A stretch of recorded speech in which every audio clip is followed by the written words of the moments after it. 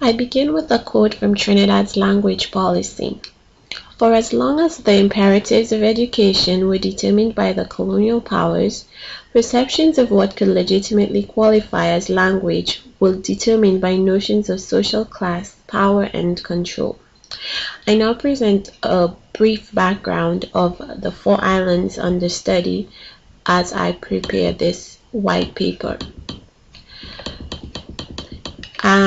5 language issues have been documented to face the 4 islands that I will be considering. 1. The vernacular or languages of widest use are not the language of education. These languages are often lexically related to English or French. The language of education is English. Number 3. There is widespread popular misunderstanding of the relationship between the vernacular and English even among teachers. Number 4. The official language is ill-defined in that even among the classroom exemplars, there is no consensus about which version of English, British, American, International, or National and Regional should be the target. Number 5. The vernacular languages are subject to considerable negative stereotyping. In addition, in education, the systems of the region, emerging as they all do from the British colonial model, are largely similar, with an exam at the end of the elementary school period, to determine placement in secondary schools, and a Caribbean Examinations Council examination at the end of the secondary school period to determine one's eligibility for entrance into college or university. I now move to the language variations in each island, and I just give you a brief background of what these language variations are so that you can see that although they are similar, there exist some differences among the islands in terms of the language variations that they use. Trinidad and Tobago has been documented to have a Trinidadian Creole English, Tobagonian English Lexicon Creole, a Trinidadian and Tobagonian Standard English, as well as Trinidad and Tobago Deaf Sign Language. These are the 4 variations noted in Trinidad and Tobago. Jamaica has been documented to have Jamaican Standard English and Jamaican Creolized English. St. Lucia consists of a St. Lucian Standard English, St. Lucian English Vernacular, and St. Lucian French Creole. Dominica, which comprises 4 language variations, has Dominican Standard English, Dominican Creolized English, Dominican Cocoy, and Dominican French Creole. As you would have noticed by now, in each of these 4 islands there is a standard English that is used, particularly unique to the island in question.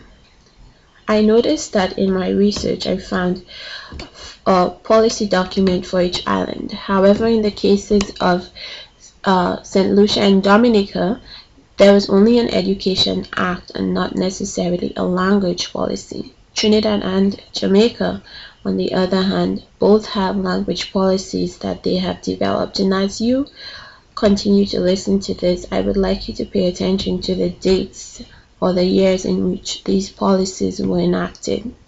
St. Lucia's Education Act, enacted in 1999, addresses the composition of panels for revising the national curriculum, what the core subjects in the education system should be.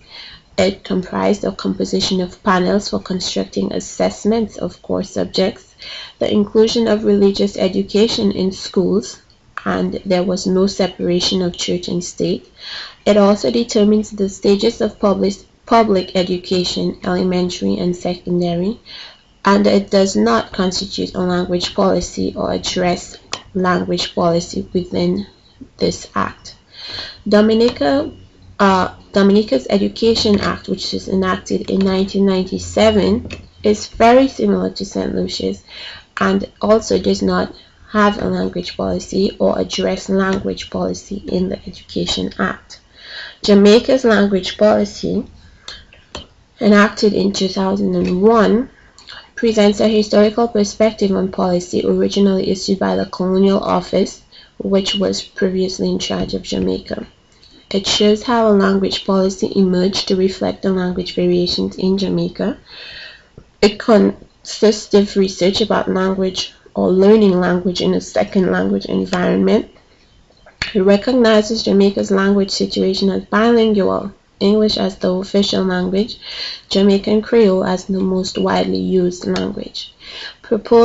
There is a proposed use of both Standard Jamaican English and Jamaican Creolized English in oral and written forms in the educational system in Jamaica. Jamaica's language policy declares Spanish as an official foreign language, and the teacher-educators should complete courses in both Standard Jamaican English and Jamaican Creolized English as two separate languages as part of their requirements for certification. Trinidad's language policy, was enacted in 2010 and recognizes that the linguistic status quo in Trinidad has become and continues to become the de facto policy, which gives rise to an implicit language policy. There is a recognition that although there is no written language policy, there are requirements for students and teachers to operate at various levels of education.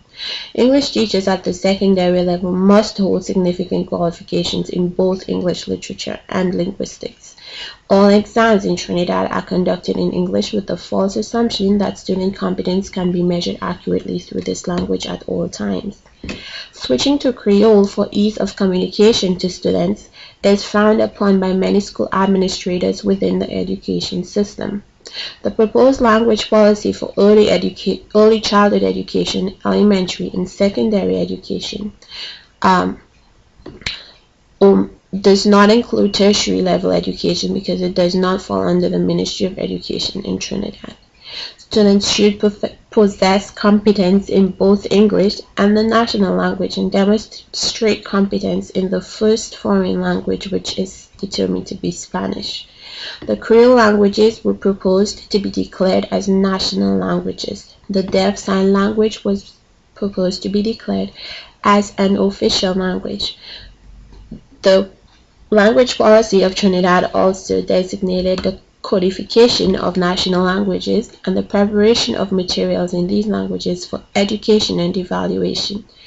The establishment of an institute for language education was also proposed by this policy. In my white paper, what I have determined to do is to consider the language policies of Trinidad and Jamaica and determine how these language policies can influence the construction of a language policy for Dominica and for St. Lucia. Given that Dominica and St. Lucia have a wide language variation in terms of the fact that there are more than two language variations in these islands, and given the fact that there is a standard French Creole used within these islands that does not exist in either Trinidad or Jamaica, I will also propose that a unique consideration be given to a language policy that includes recommendations